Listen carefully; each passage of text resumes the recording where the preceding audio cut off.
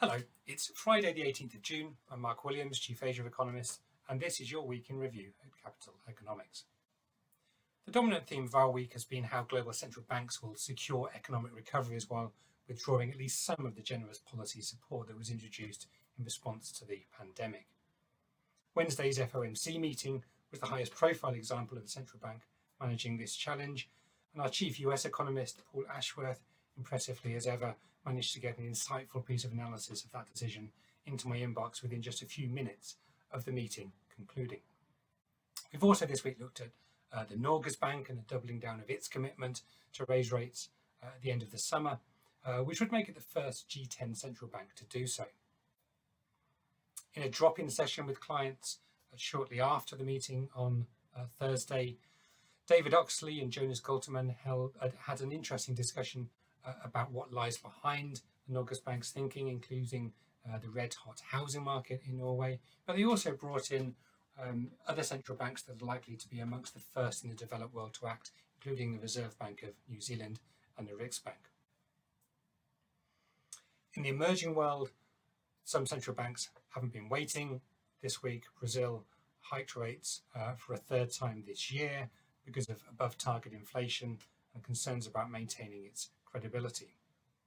But our senior emerging markets economist Shilan Shah explained in a very interesting note why different central banks in the emerging world are acting quite so differently at the moment with regards to monetary policy. Brazil is at one extreme, but there are many major EM central banks that appear in absolutely no hurry at all to tighten policy, and they include the central banks in South Africa, in Mexico, and in India. And then at the other end of the spectrum, we actually think that the next policy move by central banks in Egypt and in Turkey will be a rate cut. This week, Turkey's central bank under new management pushed back against political pressure for it to cut rates.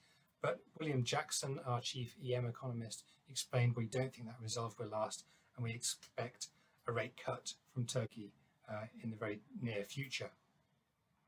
And in an in-depth report from James Swanston from our Middle East team, we explained why we think that Egypt's central bank will take advantage of lower inflation to lower rates there towards the end of the year.